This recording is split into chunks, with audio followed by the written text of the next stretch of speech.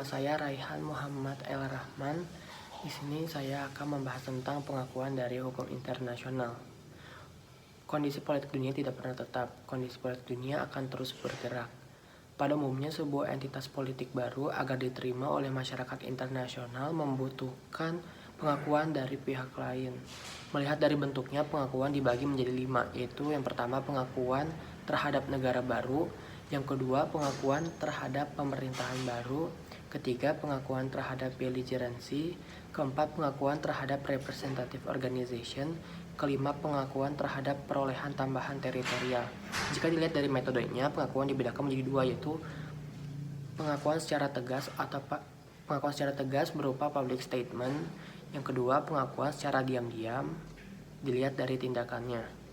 Dalam pengakuan terhadap negara baru dibagi menjadi 3 teori. Yang pertama, teori deklaratif, yaitu pengakuan bukanlah syarat utama sebuah negara itu lahir.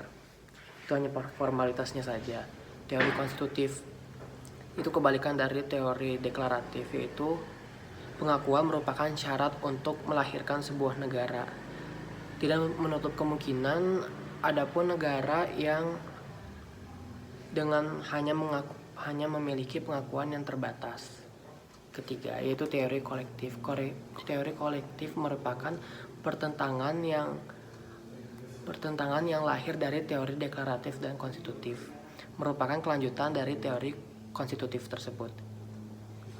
Akibat negara baru tidak mendapatkan pengakuan dapat berakibat hukum.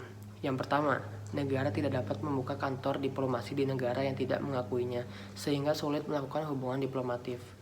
Kedua, negara tersebut akan sulit masuk ke negara yang tidak mengakuinya, sehingga bila terjadi sengketa, warga dari negara yang tidak diakui negara tersebut tidak bisa menuntut di pengadilan nasional negara yang tidak mengakui negaranya.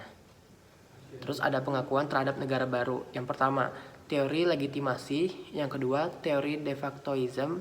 Yang ketiga, teori legitimatif konstitutif. Yang keempat, teori Stimson. Dan terakhir, teori Estrada. Akibat hukum apabila negara baru tidak diakui.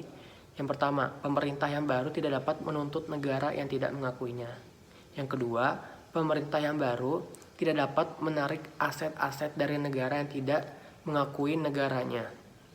Yang ketiga, pemerintah yang baru tidak dapat menjalankan perjanjian yang telah dibuat oleh pemerintahan sebelumnya dengan negara yang tidak mengakuinya. Nah, ini yang membahas tentang pemerintahan yang baru tidak dapat menarik aset-asetnya dari negara yang enggan mendukungnya.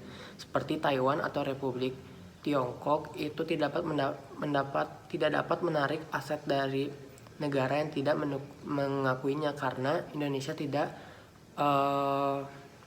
mendukung Taiwan, hanya mendukung Republik Rakyat Tiongkok, karena politik Republik Rakyat Tiongkok hanya melakukan promosi sistem satu Cina.